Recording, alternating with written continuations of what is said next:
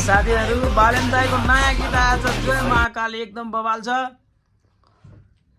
भर्खरै केही समय पहिला केही घण्टा पहिला अपलोड भएको यो गीत बालेन दाइको युट्युब च्यानलमा 1 घण्टा पनि भएको छैन 70-80 हजार भन्दा माथि भ्युज गइसकेको छ। बवाल गीत छ जय महाकाली।